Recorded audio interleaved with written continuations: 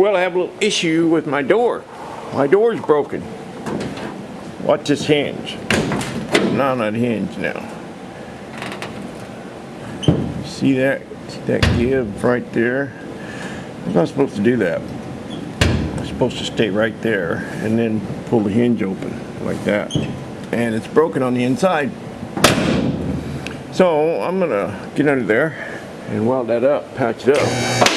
Yes, sir, that's what I'm gonna do. What are y'all gonna do? Y'all gonna just sit there and watch me? You never help. Tell you what.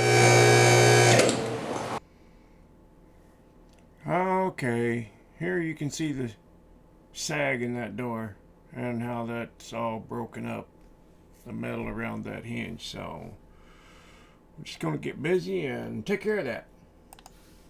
I'm kind of looking at the next step here. I may start that steering system. Kind of need a steering wheel if I'm going to drive this thing, or a tiller or something in there. I've got this thing slammed on the ground. It's in the weeds. And I've been checking my clearances for the driveline, which, by the way, the front half of it is over here. I put on my Carhartts today and went out and laid in the snow, and got that carrier bearing loose on the donor truck chassis, and I've had it stabbed in there, and it's gonna work. It's just gonna work. But I'm checking my clearance here, and it's good at ride height. It's good at as high as it will go. I don't have to, I mean, it clears the cross member back there when it's raised all the way up. But when it's slammed all the way down, I'm touching right there. So I'm going to have to notch that out just a little bit more. I'll probably give it I don't know, I'll give it 1.5 inches. That's probably about where the drive line would run, but it'll run there, it'll rub there, and I want to get plenty of clearance because I'm not going to have much of a hump in there anyway. That seat that's up pretty high. It's when I get the Cadillac seats in there, it's going to set up like a pickup, you know, like you're riding in a pickup. So there won't be much of a hump.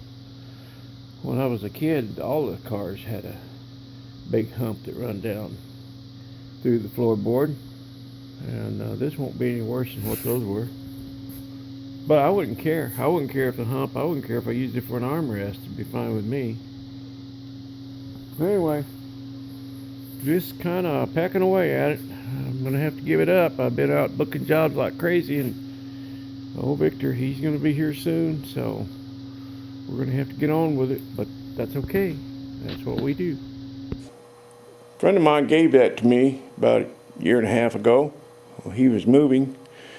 I had never tried it until a couple of days ago when I was working on bending some exhaust tubing, some 1 3/4 inch exhaust pipe, pretty heavy wall, for exhaust pipe. I don't know exactly the thickness, but it's heavy enough you can weld it with ease. You're not going to burn through it. And I tried to bend a piece in there, and it just smashed it. It's no good for bending pipe. Well, maybe some heavy wall black pipe or something. I don't know what it's for. I thought it might bend a piece of that rope licorice, you know, or it might be meant to bend rubber hose, but it's sure not meant to bend exhaust pipe. So I had to take my pipe down to the muffler shop here in town, and he bent a couple of nice 90s for me that I needed, and I'll show you the piece that I tried to bend in there and how it turned out.